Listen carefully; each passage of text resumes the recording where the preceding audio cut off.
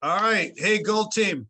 I have Homestead Financial's notoriously famous Greg Aftayev with me, and we want to talk about what's going on. What's going on? Because last time we got together, Greg, it was all rainbows and unicorns in the market, and it's maybe not like that. The unicorn maybe kind of got pointed and went after some people. Right, right. I think people now in your industry, in my industry, which is our industry, we want to Yeah. see some salvation in the market. What's going to happen? Is there, in fact, light at the end of the tunnel?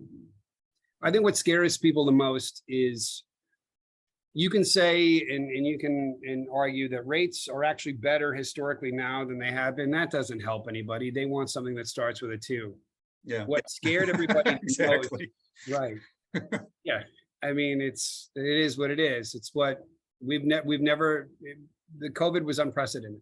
Right. So much money that flooded into the economy. My daughter was making more not waiting tables, but staying home. Yeah. And So Greg, you bring up a good point. Never in the history of the world have we shut the world down all at once. So how that all happened and then how we're coming out of that, it's unprecedented. There's nothing to look back on that. Probably more than ever now, it's the lender's part to play in facilitating the client's confidence in buying a property. Yeah. As a mortgage banker, you can control your waters as to how you sell your loans. Closing costs, no closing costs. We have a lot of autonomy because we have an appraisal management group. We did that to speed transactions up. And we did that a long time ago, and it was just a way to facilitate.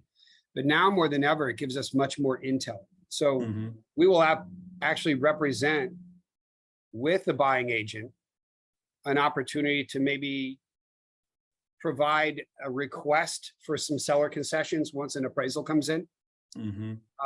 So by law, when appraisal is ordered, value can't be influenced or interpreted.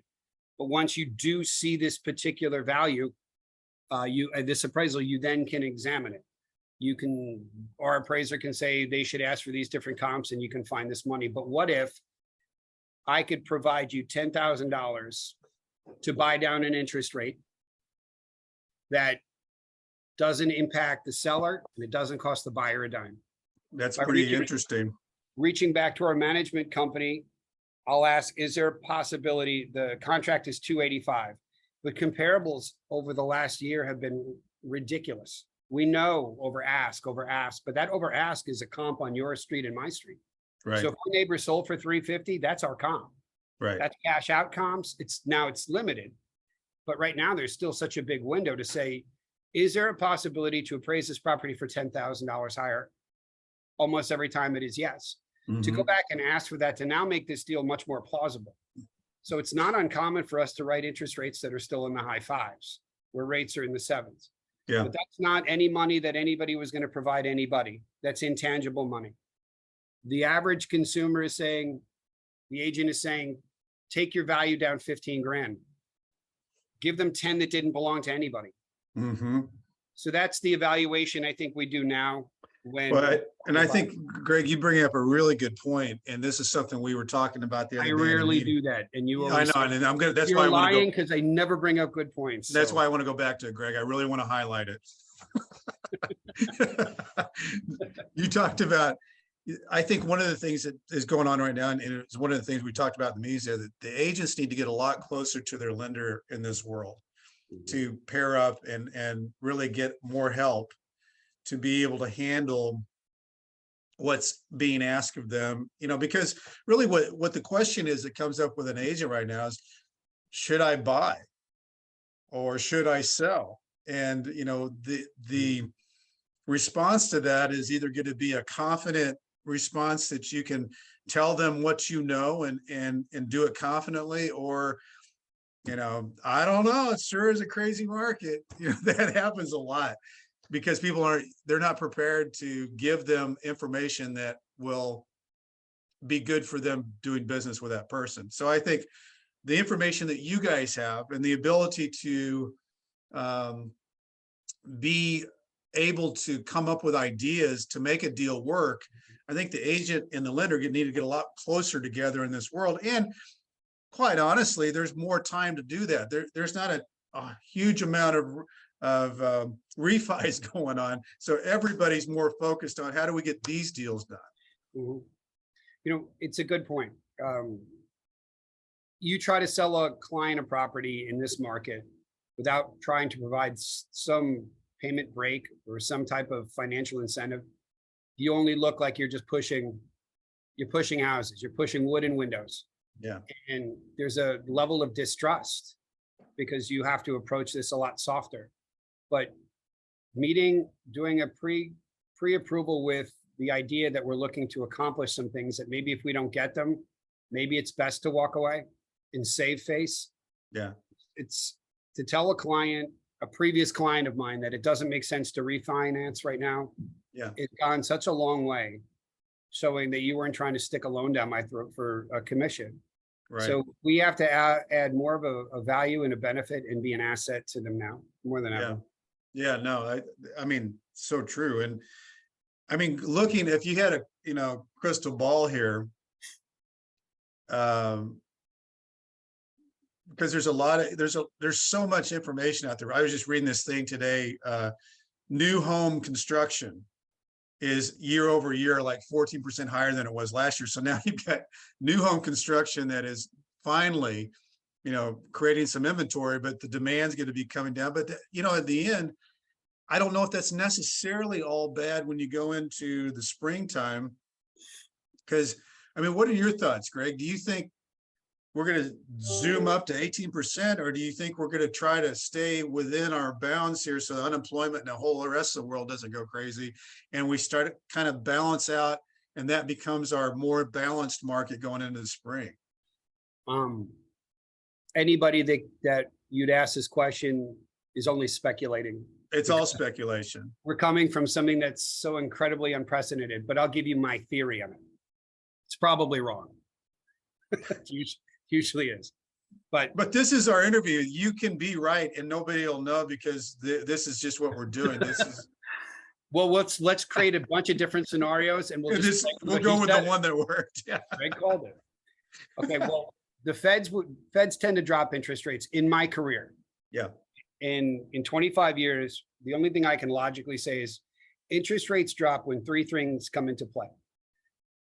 Job market goes up, so unemployment's bad. Yep. Stock market goes down, and equity and real estate goes down. There's almost been this government manipulation, and you know what? There's no right or wrong. They did the right thing by making sure people didn't starve. They just paid them too much money. Right. But there's so much money circulating in our economy still. Right. They had no choice but to try to slow everything down. Now that's at our expense and an agent's expense. We're all paying the price for this. Right. I hope we all saved our money and did some good things with it because, we're all bitching that we're working 70 hours. Now we're bitching that we're only working 7. Right. Right. Right. But I'd like Good point. Good point. It's going to be coming. There's going to be a balance. I mean, experts, the ones I listen to, they say in several months. Yeah. That they're waiting to really get a stronghold on a change of administration. Anything to blame a Democrat right now, they're going to. And right now they've got the vantage point. Right. Spending money on highways and paying for children's college tuitions and all these other things. This is where they're going to, I think, push this uncomfortable limit for a while, which is why we just have to be smarter. There's still quite a bit of business out there. Yeah, I think that's the important point, Greg, is you can't just ball up in a fetal position and say, well, I'll just wait until it's over. You got to figure out tools and new tools. Life hasn't been that bad for the last 2 years in the market. Everything was good.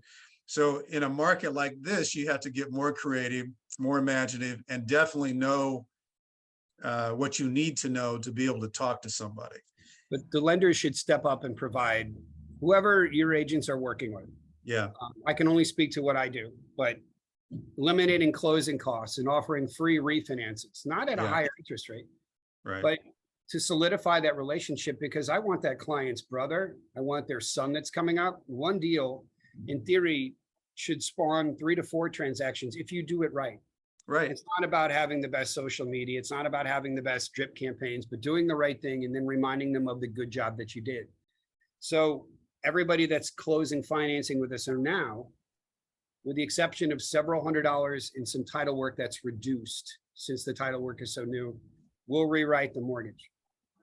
As a lender, I'm still responsible for its productivity over a 3-year period. So I don't care where it goes, as long as the last origination over the last 36 months was done by me. Got it. Yeah. So, you know, listen, there's sometimes good business by comping a meal because it came out cold or whatever. I want them to come back to see me, right? And everything you're talking about, Greg, is exactly the way the agent's mindset is. You know, not just one transaction, but 4 transactions. How can you get referrals back? All those different things. So that's why I think at this moment in time, having the right person that can help you from the lending mortgage world and having yourself armed with the things you need to be armed with to enter into this market so you don't lose what you built. And that's the whole game. Yeah. And in the meantime, just drink heavier. All of you. Yeah. And everybody, this isn't, I just want to point out, this is not a virtual background back here. This is a man who is desperately cleaning a house and being told what to do. And then I put him on a Zoom call here so he can sound like he knows what he's talking about. I told her that this Zoom call for 3 hours. We dodged a bullet down here, so it's just a lot of fun cleaning. So it's good. Greg, the way to spend your honeymoon. Exactly. This is a hot honeymoon you guys are on. Just real quick, because I want everybody to know, to get a hold of you, do you just give out your cell phone number to anybody? Always. How do they get a hold of you? Well, you know, I can send you an email and a telephone number, but you got all my stuff, baby. I do. We'll get that. But the other thing I want people to know is you've got a big marketing department. If you're wanting to get into the social world, want to get into printing, postcards, all that kind of stuff, I think you guys do a great job. And David Evans really is a lot of help with the agents. There it is. There it is. You look like you're a hostage. You know, funny how you mentioned that. I'm coming. I'm kidding. I appreciate the time. Thanks so much. So anybody who wants to reach out, want to grow your business, want to get more information, reach out to Greg and David Evans. And if you need that from me, I can connect you up with them. So Greg, thank you so much, man. Get back to it. Okay. Take care. Bye, everybody.